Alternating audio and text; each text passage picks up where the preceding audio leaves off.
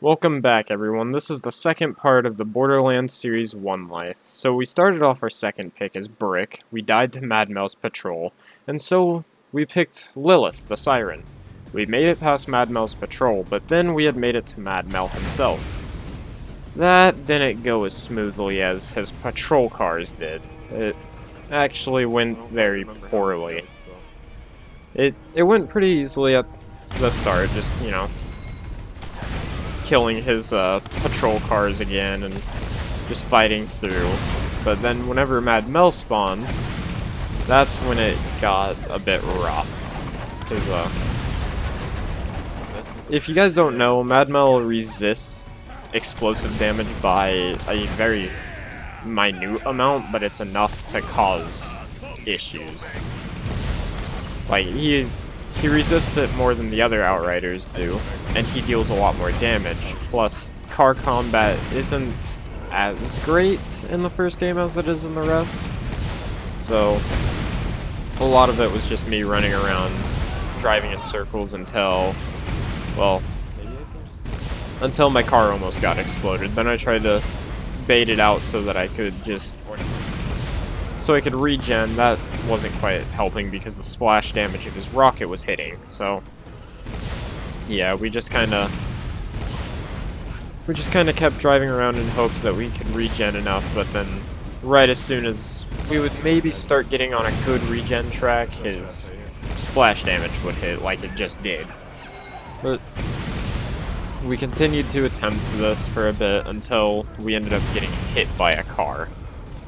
We got hit by another car, which I believe ended up flipping me, yeah. Because I spun around, he flipped me, and so in result I had to get out. So I tried to escape with a phase walk, realized I couldn't walk through his spawn podium, and then tried to escape further, and which led to me getting run over. And so we flipped back to Jakobs Cove, where I chose Roland the second time. I got to level 7 just by doing some small things over in the General Knox DLC, but it wasn't enough or very interesting to show, so I figured, let's just keep it out. So, we went through, listened to this Claptrap unit, and, well, he had some pretty interesting things to say, but at the same time, it wasn't very interesting at all. So, then we just kind of looted a bit, continued on to where we were supposed to go.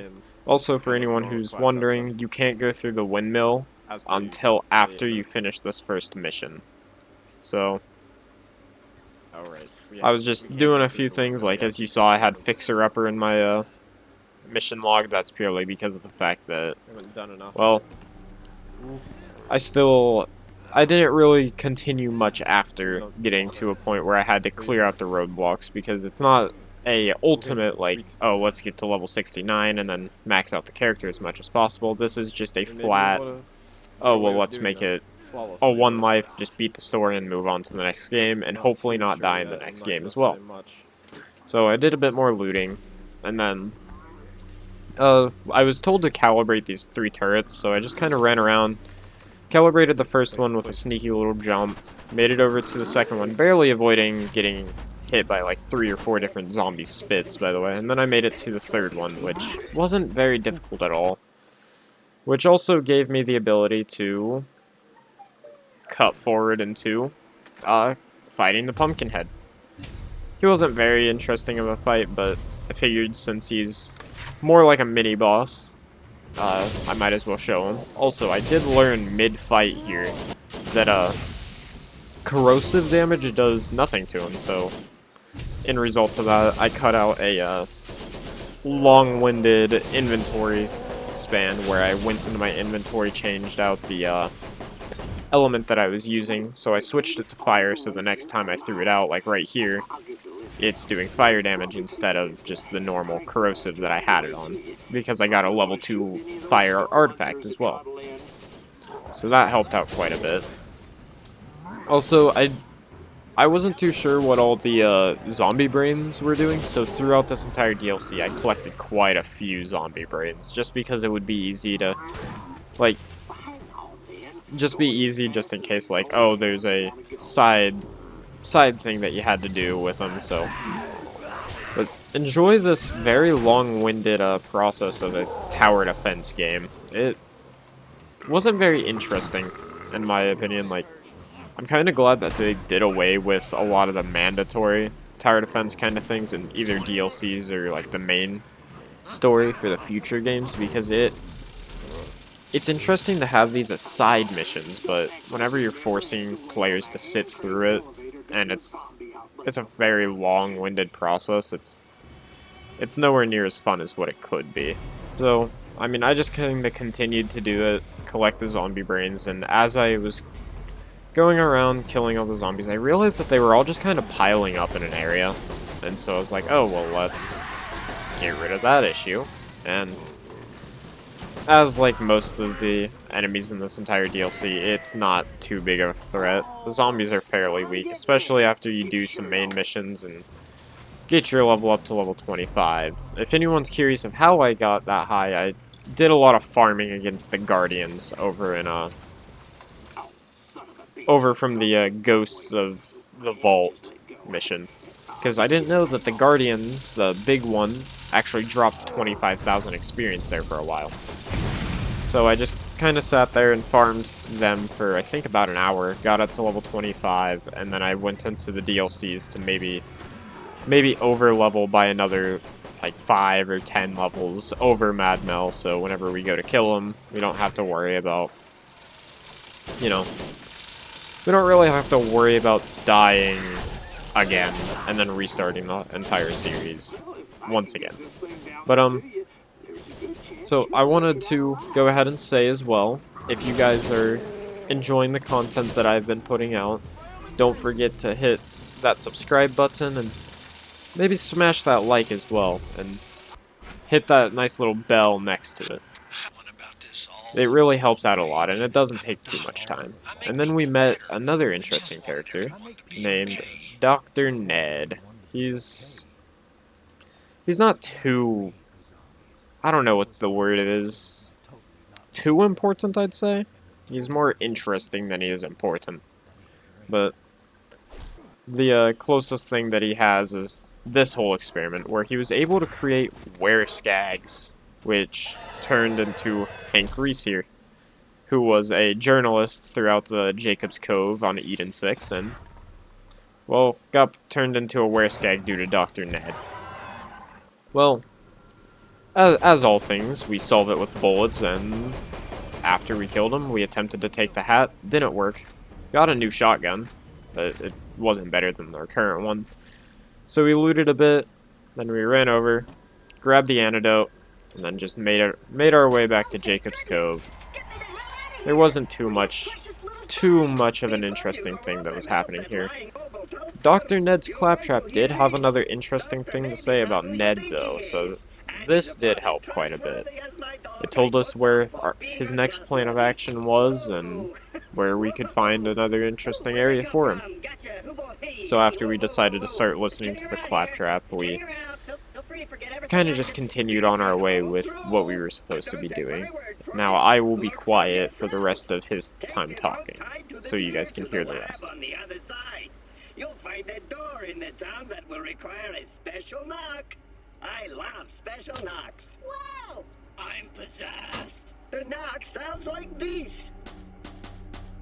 Now go and leave this robot for the skanks. Okay, I'm saying now. No more evil, no... And so after we listened to Claptrap, we made our way to Deadhaven, which we found the area where we needed to do the special knocks in. So we went ahead and found his secret laboratory, as I guess I'll call it. And we found some information in there. Well, not really resorting, but leading to Dr. Ned's whole thing. And so we found one of his creatures, which... it was more of a side quest, but again, another mini-boss, so if I couldn't help myself but go kill it and show it to you guys.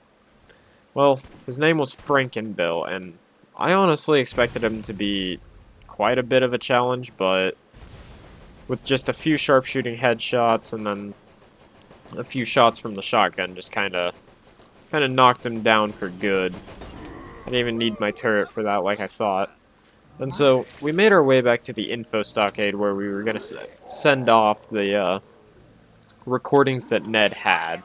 So we went ahead and sent it through the satellite dish so that the Jakobs Corporation could hear it and actually know what's going on here. So I figured that was a bit helpful for our sake. Then, of course, after, sending our info to them, what else should I do other than do some mobbing on the zombies? They're not too dangerous, especially when they're 6 levels under, but I figured I'd go ahead and do that. And then we just kind of sat here and waited for the transmission to be received by Jakobs Corporation, and then we got sent on our way to go do another tower defense spot. Again, I can't say this enough, I am so happy that they got rid of this. I sped this up to 250% so you guys didn't have to sit through the entire time, but it was, I will say this time and time again, it was so just not stressful, but just annoying because of the fact that sitting there and just doing a tower defense step, I think it would be more meaningful if they actually gave me half-decent experience and gave me that ability to level up, but just because of the fact that it was so little experience and not really needed, I guess, I just didn't enjoy this part of the DLC. But then again, there's 3 different tower defense parts and this entire DLC, and they're so obnoxiously boring. But you can see I've been grabbing quite a bit of the zombie brains just because of the fact that I thought it would be useful. So hopefully they actually had something to do with anything. I mean, I didn't find any uses, but yeah, just overall it wasn't too fun is the easiest way to put it. But then after a bit of just killing a few zombies, just standing my ground with my turret and everything, they finally dropped the drop pod, which reminds me a lot of Halo, if I'm being honest. It has that Halo ODST 3-esque vibe. But somehow this transported us back to Jakobs Cove. We found the Jakobs Claptrap, which after turning in a mission, we noticed he shot Claptrap. Well, not the Claptrap, but he shot Ned's Claptrap, killing it. Which, I mean, that's one less Claptrap we have to worry about, so hey, let's go. We made our way to the lumber yard, of which there wasn't a lot to do. We just kind of ran around, picked up these different audio logs with Ned saying this. Brownies to just any vengeance-driven D-wad now, can I? Hey, you know if zombies like brownies? I mean, I found that a bit interesting, so we just kind of continued on finding all these audio logs from other people that I'm guessing had their own encounters with Ned. I'm kind of assuming that's what these are from. And as we all know and love, we have another tower defense part. Luckily, this one doesn't last as long, but holy crap. Randy, we did not need 3 of these in the same DLC that were just all mandatory. Maybe give them to us as side missions, like I said. That's phenomenal. And again, this is the very first game, so it set the tone. It didn't really do much else for the Borderlands series other than set the tone of how the rest of the games were going to be. But still, I'm still going to complain about it because I need something to complain about every single video. Also, the weapon that you see me using is actually an Iridian weapon that I got from those Iridians back in the side mission, Ghost of the Vault. I didn't get one for the previous runs with Lilith or Brick, but I got it here and I wanted to show it off a bit, and I've actually been working on my proficiency with it a bit. I think I got my proficiency up to 8 now, which, not gonna lie, isn't too bad. It allows me to push forward and actually get really good stats with Iridian weapons.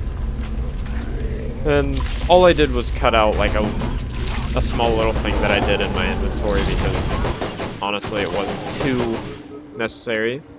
And so we made our way onto the bridge and continued on. Hopefully to find Ned this time rather than find I don't know, maybe Ted or Bread. I don't know. But we found our third audio recording, and then we found our fourth audio recording right before we went into the mill. We just kind of walked through, and we heard a bit more from Ned on this, which was more than interesting.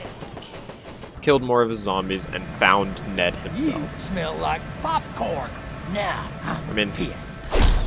as you kind of figured, he's a bad guy, and he's not a very strong bad guy at that. Yeah, he made me use my turret, but that was mainly just because of the fact that I got nervous that my health had dropped.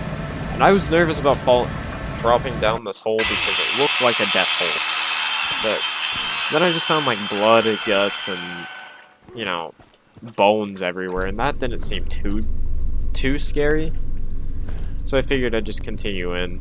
If you guys are wondering why I'm not just running in full guns blazing, I was actually waiting for my action skill to ready up because I was trying to hold off just in case if this next encounter with Ned was actually a very scary one. Shocker, it wasn't. So I went ahead and sped up the footage here, but the easiest way to put it is rocket launcher against Ned, OP. It was doing pretty good chunk damage for every single shot, and with it being a helix, it just did so much better. And I kind of got cocky at the end where I got him down to one shot, and then I just kept shooting once and missing. I just kept missing his hitbox, so I got tired of it and shot him a bit with the Iridian weapon, and then just decided to pump him with the shotgun. So we went to the Tartarus station after we killed Ned, collected these clap components for Tannis, which wasn't too difficult. I mean, I am 7 levels over leveled, besides the bad butt enemies. So we turned all those components into Tannis. Then, we had gotten a mission from this Hyperion executive, Blake, who wants to get rid of the claptrap units because of the fact that they've turned evil for this DLC. So here's me running through the maze, which Claptrap had so brilliantly designed. If you want to cheat for this, look at the lights. Every single blue light that you see, just follow. It just leads you perfectly through the entire maze. So with that being said, there wasn't really too much worry going through here. This was the only worrisome spot, was through the Claptrap generals, and then here in a little we made it to a area where there were 3 turrets stationed, and I'm not gonna lie, those turrets, they gave me a run for my money. Like, I actively got scared with those turrets being around. But as all things, corrosive rain, you know, just kind of stomps anything Hyperion, is what I'll say, into the ground. But we just continued to move on with our corrosive rain and our Iridian weapon, which actually came in clutch here because it was really powerful against these turrets. Because if you don't know about Iridian weapons, wherever you are aiming, the bullet goes, unless there's something in the way. So you don't have to worry about, oh hey, there's a chance that my bullet will get caught in the wind or anything. No, it just goes directly into wherever you are aiming. So makes it a bit easier. And so we ran through a bit more, and then we ended up pressing a button that dropped us into a boss fight. That boss fight was against General Knox himself. I skipped the cutscene because of the fact that, I mean, ain't nobody got time for that.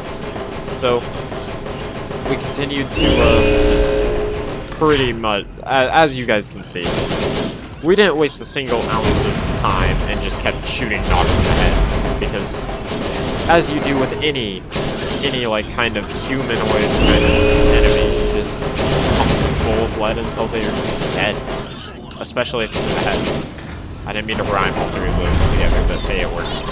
But after we killed Knox, there wasn't much else to do. We then went ahead and refilled the power. Then we found Ned again. Claptrap had reincarnated him, and as we did before, we just shot him again. Destroyed all of the coolant pumps after we discovered the factory. And then we made our way back to Blake.